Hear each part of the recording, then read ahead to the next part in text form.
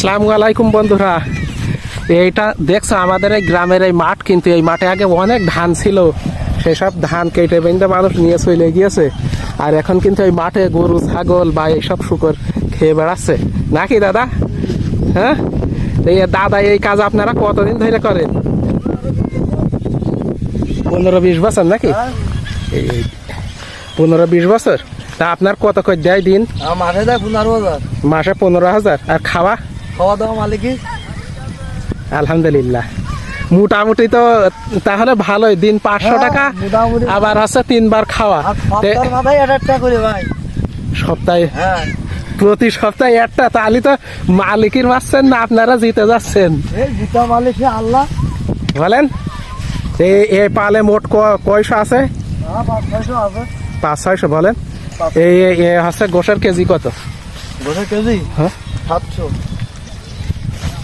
প্রায় গরু সেম। এই পালে কিন্তু অনেক শুকর আছে বন্ধুরা, দেখেছো? এই দেখো, এ বাচ্চাদের বয়স কয় মাস করে? 1 বছর। সব থেকে বড় ওইটা ওইটা। হ্যাঁ, তাহলে কয়জন আছেন একসাথে? 10-12 জন নাকি?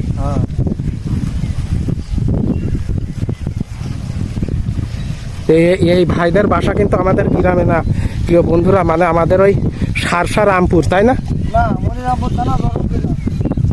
মনিরামপুর, যশোর। তাহলে কিন্তু অনেক দূর থেকে এসেছে বন্ধুরা, প্রায় হচ্ছে 25-30 কিলো দূর। বলেন 30 কিলো হবে না? প্রায় 30 কিলো।